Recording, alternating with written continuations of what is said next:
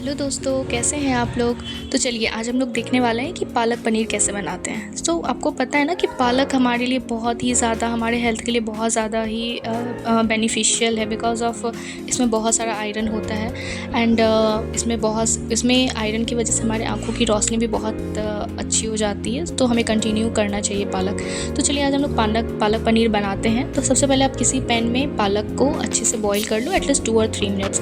And after that आप पानी को और पालक को दोनों को आप अलग कर लो। अलग करने के बाद आप पालक को किसी भी जार में डाल दो एंड उसमें जिंजर एंड गार्लिक दोनों आप उसमें डाल दो। And as per your wish, आप चाहो तो थोड़ा सा आप उसमें जीरा भी डाल सकते हो।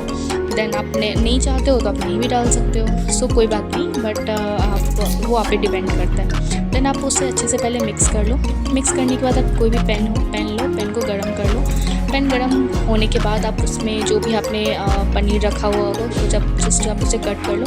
एंड हाँ, फ्राई करने टाइम आप इस बात का ज़रूर ध्यान रखना कि वो बस मतलब वो ब्रेक ना हो। सो ब्रेक होने के बाद थोड़ा वो अजीब सा दिखता है ना। सो आफ्टर दैट आप उसे किसी भी बर्तन में निकाल लो। बर्तन में निकालने के बाद फिर आप उसी पैन में थोड़ा सा और तेल डाल के, या बटर चाहो तो बटर डाल सकते हो, घी है तो घी यूज़ कर सकते हो आप। देन उसके बाद आप आराम से आप उसमें जीरा डाल दो, फिर उसमें चॉप किया हुआ प्याज डालो एंड आप उसे अच्छे से पहले मिक्स कर लो। मिक्स करने के बाद आप उसे 2 या 3 मिनट तक आप ऐसे ही रहने दो। और ऐसा होता है ना कि जब वो थोड़ा सा उसको आप ऐसे छोड़ दोगे तो वो थोड़ा सा सॉफ्ट हो जाता है प्याज। एंड फिर आप उसमें थोड़ा सा आप चाहो तो आप टर्मरिक पाउडर एंड जैसे आप हल्दी बोलते हो, हल्दी भी डाल सकते हो।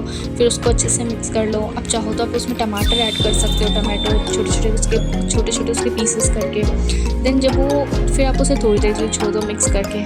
देन वो जब थोड़ा और सॉफ्ट हो जाएगा, देन आप उससे पहले देख लो कि आपको अच्छे से सॉफ्ट हुआ है कि नहीं हुआ। देन आप उसे टेस्ट करने के बाद जब आपको लगेगा कि हाँ ये सॉफ्ट हो चुका है, क्योंकि फिर पालक के बाद आप ज़्यादा टाइम नहीं दे पाते हो, फिर वो वैसा का वैसा ही रह जाता है। देन आप उसमें थोड़ा सा मिर्च पाउडर है तो मिर्च पाउडर डाल दो, सॉल्ट है तो सॉल्ट डाल दो। एंड अगर आपके घर में गरम मसाला है तो वो भी आप यूज़ कर सकते हो।